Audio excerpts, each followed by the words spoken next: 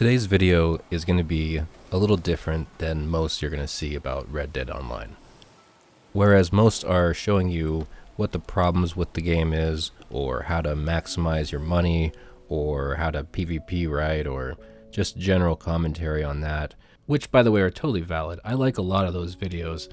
Shout out to PvP Cat in Austin. I don't know that reference. No, I don't either. No, I don't know either. I mean, I even have my own video like this that I just released a couple days ago telling you how to get 4.4 gold in about an hour, which I will link in the top right now. And yes, I am going to talk about some of the issues in the game in this video. I'm just saying this is something different. But I got the game a couple weeks ago when it was on sale, and like a lot of players, I think I spent the first week or more just grinding and just getting all of the roles, or as much of that unlocked as I could, and I got most of it unlocked. You know, the only one I don't have unlocked at this point is the prestigious bounty hunter, and I did that all without buying any gold from Rockstar with actual dollars. And after doing that, and then after having a few other experiences, I decided I wanted to make a video from a new player's perspective, talking about what I see as the right way to play this game and to appreciate it. Because there are a lot of problems, obviously. Some of the biggest ones is that when you first start playing this game, of course, unless you have money, like actual real life money invested in it, or some sort of bonus, you're gonna have to grind a lot up front in order to claim one of the roles. And the roles are basically what feels like how you get into the content. And in a lot of ways they are, but in fact, the unfortunate reality is that Red Dead Online, just like GTA Online, is thought of by Rockstar as a free-to-play game, and they're trying to make extra money from it. And as a reflection of that, the presence of these roles and the way that Rockstar designed them was just to make you either grind or give them cash in real life. To the extent that those roles actually do something good for the player, mostly they benefit you by helping you to explore the content in different ways, or they can do that. However, a lot of players are going to experience these roles in a completely opposite way. Instead of adding to your enjoyment and enhancing your experience while you play this game and explore the environment and all that, they actually gamify this environment and encourage you to do stuff that you wouldn't normally want to do at all. What they've done is made you actually resent the game. You just want to be able to enjoy it the way that you want to, and you know there's certain, or you believe there's certain things about these locked roles that'll help you do that. In a lot of cases, that's absolutely the case, but you know what? A lot of times they're actually doing the opposite. That's the reality of it. But the good news is, what they're not telling you is that the real content is all around you in the game itself that I picked up for $5. And if you give it a chance, I think this video will help show you exactly what I'm talking about there. Because what happened here in this scenario is one of the coolest video gaming moments I've ever had. And I've been playing video games for a long time. So while I was already enjoying this game to some degree, it's things like this that really drive home what makes it such a good game for some people. Now, of course, not everyone's going to be able to appreciate this kind of thing, but if I had been dedicated to the grind or daily challenges or any of the things that Rockstar has clearly tried to get players to emphasize on, then I never would have experienced any of this. And that's what I hope this video is going to show you. Because while in theory I was sort of doing role-related stuff, I was looking for a Timberwolf to fill my field guide, the only reason I was up on that ridge to begin with is because I wasn't doing a gamified version of this. I didn't look online for the Timberwolves to find out exactly where they were, because if I had, I never would have been up there, because they clearly aren't up there, right?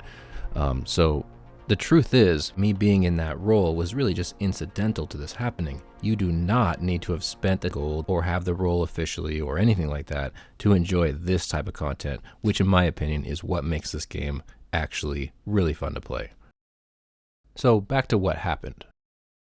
I was up on the top of this ridge because I was looking for Timberwolves and I didn't want to use Google to find out where they were, so I just decided to, go look on my own. And I got to the top of this ridge, and of course I realized that this is way too high, but as I'm looking around, I'm just stunned by how beautiful this all is. I know a lot of people got the same kind of enjoyment out of Skyrim and the environment of Skyrim, but for some reason, it just never really did it for me. I don't know what it was, but this game absolutely does. So I was just up here appreciating this, even after I thought I knew that there were no Timberwolves to be found, and I was just taking it all in and chilling.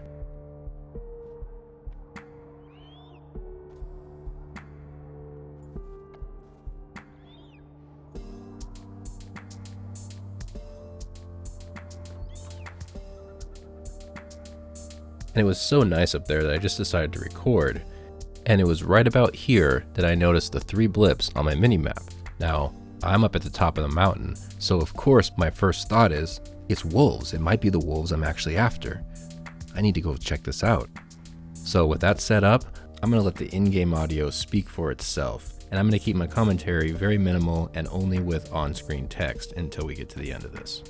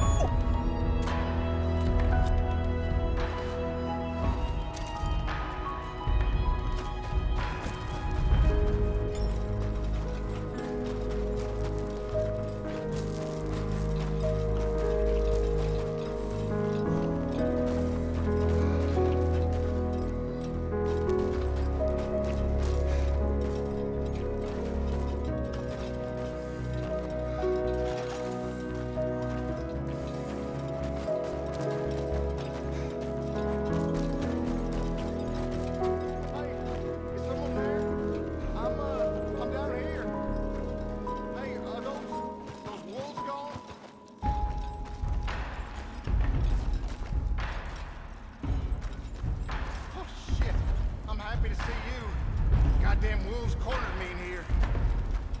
Listen, my lady's down the mountain ways, and I'm all out of sorts here. You can bring me there?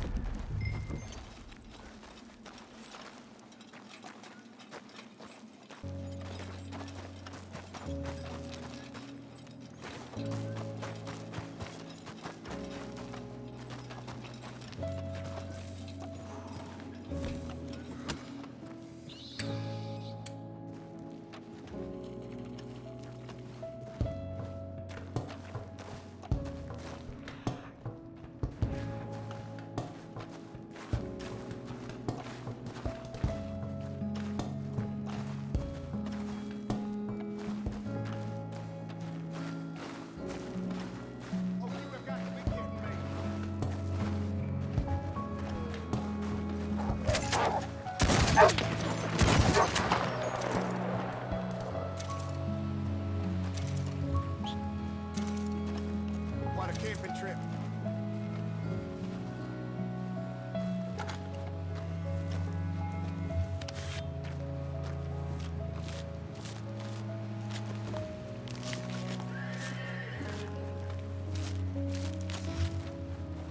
We should keep going. Those wolves might still be about.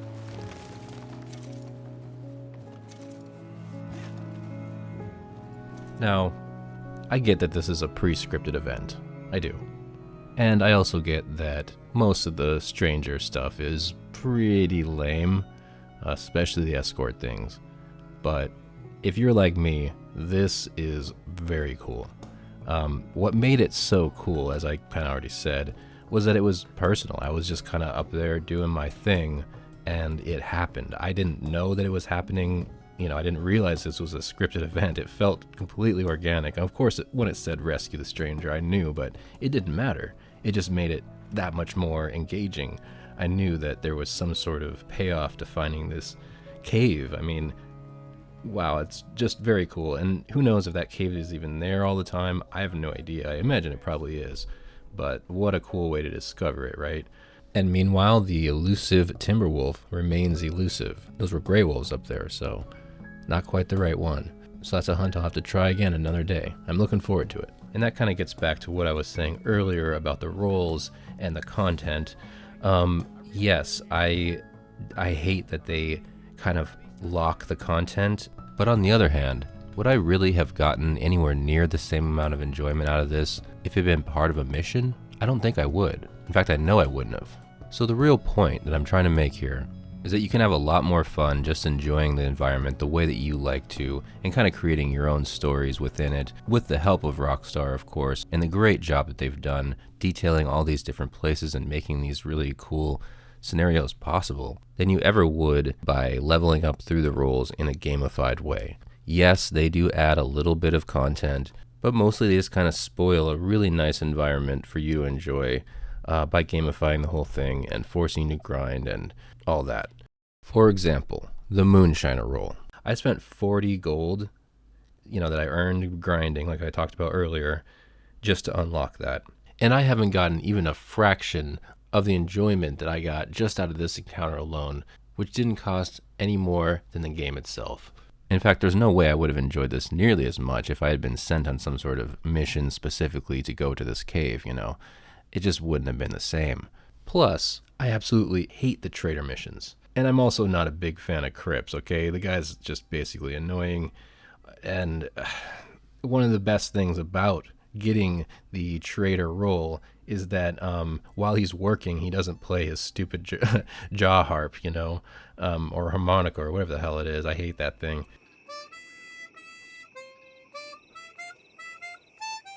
And it's pretty much worth the gold just for that alone. And the bounties were cool at first. I definitely enjoyed them at first. But now I'm starting to understand how people say that that's their least favorite role. I don't think I'd go that far. I think Collector is probably my least favorite. I hate that. I really do. I know that you can make a lot of money doing it and whatever, but it's just not my kind of... It's like the opposite of what this video is trying to emphasize, which is to let things happen organically. If you're running around from place to place with a certain grind schedule and, you know, you got all your interactive maps online and you're, you know, trying to make a particular rate per hour and you're min-maxing constantly, you're basically ruining Red Dead Online for yourself. And maybe for other people, I'm not sure. Like, that's probably a little harsh, but regardless, that's not the way this game is.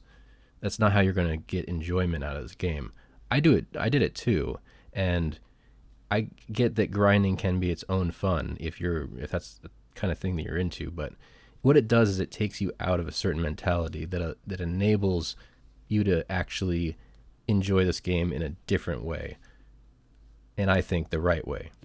It's different from GTA Online that way. There's not a lot you can do to really appreciate the environment in GTA Online, other than maybe standing up on a hill with your helicopter. I do that all the time. That's pretty fun. I guess we're flying around. That's pretty fun. But generally speaking, there's going to be some kind of obnoxious bullshit that's going to take you out of it almost immediately, including cheaters if you're playing on PC. But I digress. Anyway, I got the game about 2 weeks ago, and I've been playing a lot since then.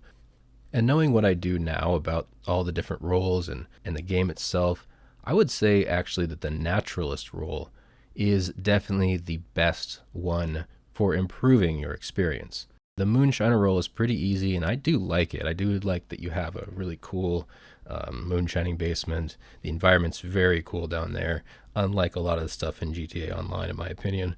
I really like it down there. It's cool. And so far, I don't mind the missions either. They're either pretty easy and close, or they're actually like kind of an interesting stealth kind of mission where you have to sneak around and try to poison the other stills. I've only been able to do that once, actually, without getting caught. But even if you do get caught, you still get some of the benefit from the mission. So it's not a big deal. It's just a nice challenge, and it doesn't take too long anyway. So yeah, I don't mind those too much at all. And actually, even if you do no missions for moonshining, it's still very profitable. You don't really have to do a whole lot of anything other than just deliveries. So yeah, it's not too bad. You can just grind that and get money really super easy, and you'll level up the moonshiner role extremely quickly, unlike the trader, which I hate. Yeah, the moonshiner's pretty chill. But it's still just, you're just grinding. You're just going from place to place, doing the same missions over and over, and yeah, just repeat that over and over. That's not at all what I think this game is for, you know? And I guess I'm getting pretty repetitive at this point, but you really just do not need any of the roles to get almost the full amount of value out of this game. So yeah, if you're burned out with this game, or if you're new and you find it kind of a grind and you happen to watch this video, then try to just take it easy and enjoy what is there. Because really it's the world that makes this game really good. But, you know, let me know what you think. Am I being way too optimistic about this? You know, leave your comments. I think this game is actually pretty good if you can just play it your way.